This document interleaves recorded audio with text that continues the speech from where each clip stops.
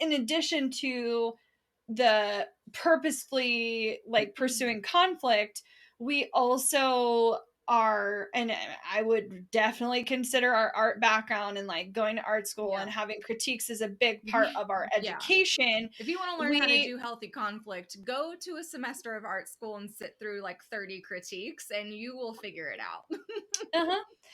But because of that, like the conflict no longer becomes personal. It becomes about the work product and not about you. And so we've also started to introduce more of this idea of critique, and you know, sometimes, and not usually, but sometimes it's like a formal meeting where we actually go through a critique and talk about a project, poke the holes, ask the questions in early states.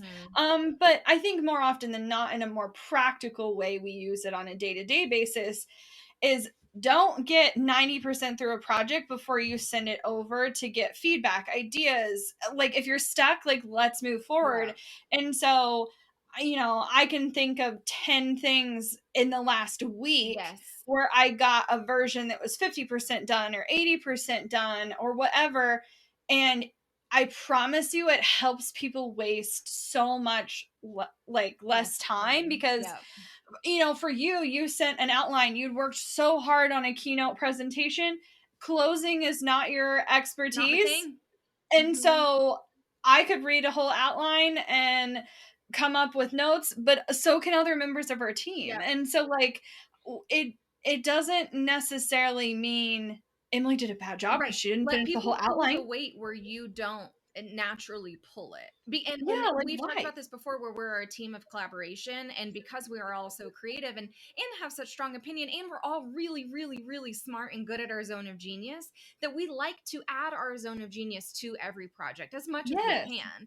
And so I know, like, our program director or program manager, she buttons up ideas so phenomenally. She brings in the missing piece of what we haven't touched on yet in the entire presentation, including presentations that aren't even this one right here.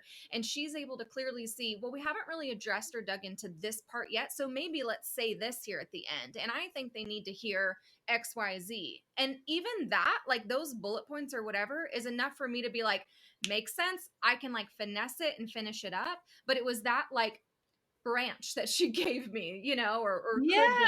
And it's really extending an opportunity. And I think in the past, you know, especially if these people have been in other work environments, they're used to only presenting a finished product that is perhaps like maybe someone needs to read over it and it can go out. But people could spend weeks or months on the thing if they don't have feedback.